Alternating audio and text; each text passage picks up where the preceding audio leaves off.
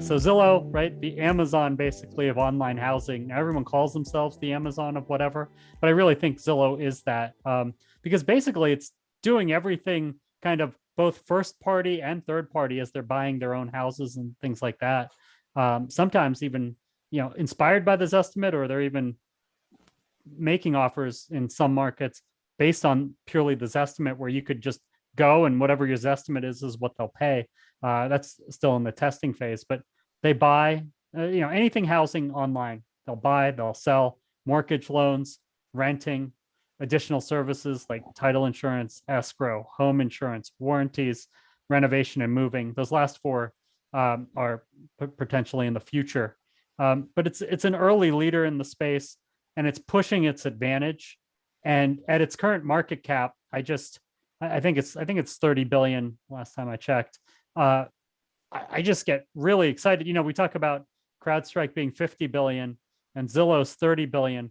Part of it's my expertise, nowhere near CrowdStrike, right?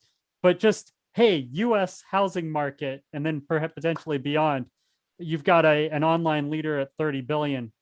Yes, sign me up.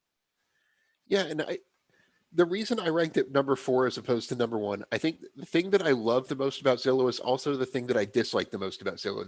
Their new focus on iBuying, the Zillow offer segment. I think within 20 years, that is going to be how we buy and sell houses. I think the traditional real estate model will be a very niche part of the market by that point.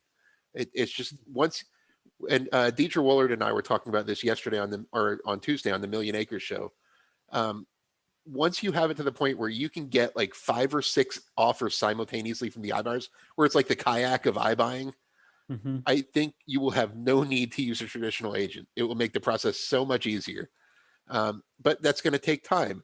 And profits are very elusive, to put it very nicely, in the iBuying space. I think that Zillow's profit margin is like negative 7% per house, like on a house that they buy and sell.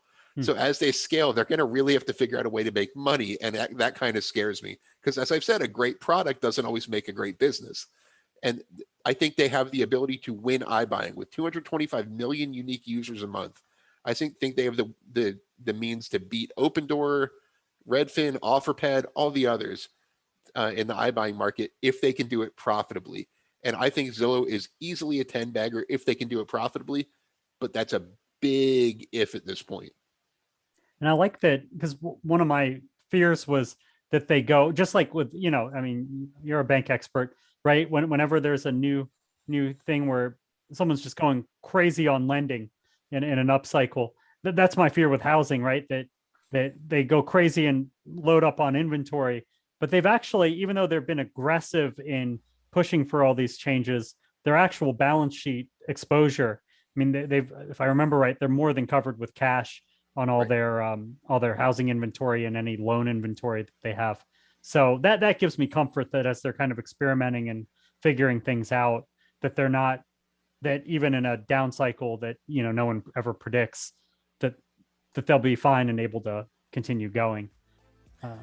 Yeah, I mean, if they scale that operation to 50 times its current size like they want to, then you losing, $10,000 to $15,000 per house is a problem.